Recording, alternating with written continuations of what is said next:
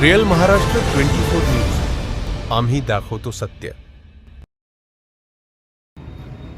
शहर वाहतूक शाखेचे दीपक तंदुलवार पोलीस निरीक्षक परभणीला आले तेव्हापासून जामनाका ह्या ठिकाणी दोन्ही बाजूला ब्रॅकेट लावल्यामुळे ॲम्ब्युलन्स रुग्णालयाला जाण्यासाठी वळसा जेल कॉर्नरला असा वळसा घालून जावा लागते।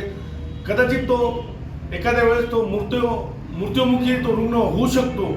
दुसरी गोष्ट, जवळपास दर्गा रोड परिसरामध्ये एवढे कॉलनी आहेत आणि इकडच्या भागामध्ये जाण्या येण्यासाठी जवळपास 60,000 लोक, विद्यार्थी असेल, विद्यार्थिनी असेल, पोलीस चौकीचे अधिकारी असतात, कर्मचारी असतात, सर्वांना या जाण्याकडे तोच मार्ग आहे। स्थिर रुग्णालयाच्या तिथे ढापा टाकत असल्यामुळे तो एक रस्ता बंद आहे। त्यामुळे हा चुकीचा निर्णय पोलीस निरीक्षक शहर वाहतूक शाखा कशामुळे घेत आहे हा कळायला मार्ग नाही। लोकांना फार मोठा त्रास होत आहे। पोलीस अधीक्षक यांच्याकडे या शहर वाहतूक शाखेचा बेजबाबदारपणाचा निवेदन सुद्धा आज रोजी देण्यात आलेला आहे।